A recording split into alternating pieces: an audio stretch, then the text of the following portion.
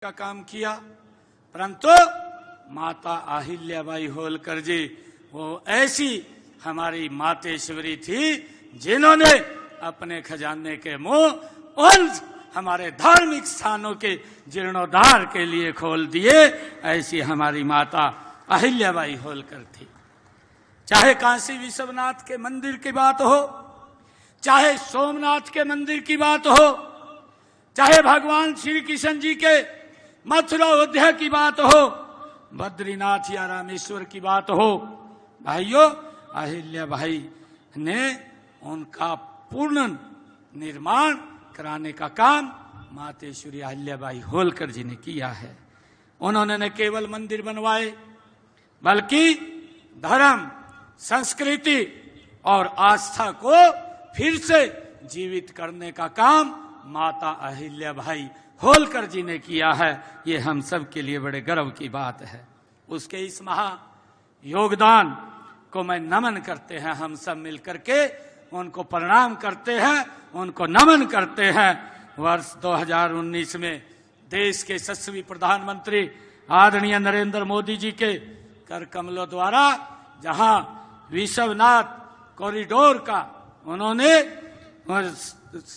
उस कॉरिडोर का निर्माण किया है, उस कॉरिडोर के पास माता अहिल्याबाई होलकर जी की मूर्ति लगाने का काम भी आदरणीय नरेंद्र मोदी जी ने किया है। भाइयों, हमें इस बात की बड़ी खुशी है।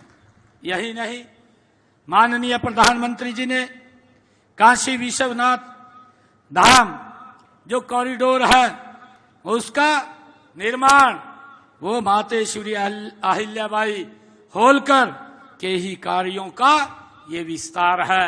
जो काम माता अहिल्याबाई होलकर जी छोड़ करके वो चले गए थे, उसको आगे बढ़ाने का काम अगर कोई कर रहा है, ये भारत माँ का लाल वो नरेंद्र मोदी उनके कामों को आगे बढ़ाने का काम कर रहा है। मुझे खुशी है इस बात की।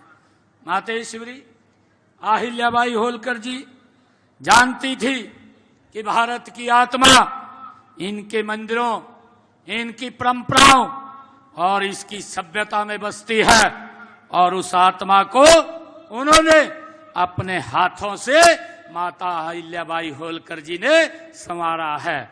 हमें खुशी है इस बात की।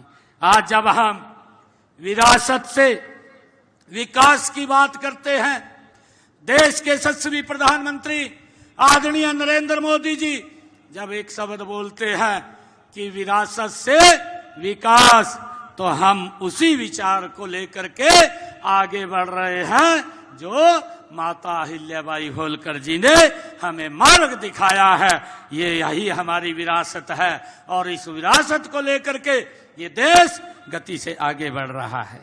मुझे ये भी खुशी है कि माता अहिल्याबाई होलकर जी केवल एक शासक नहीं थी, नारी शक्ति की जीती जागती वो मिसाल थी। हम सब जानते हैं, जब मल्हार राव पंजाब में थे, उस समय ग्वालियर में होलकर साम्राज्य पर जो संकट आ गया था, सैन्य नेतृत्व की आवश्यकता थी, लेकिन प्रमुख सेनापति मौजूद नहीं थे। तब अहिल्याबाई जी ने स्वयं मोर्चा संभाला।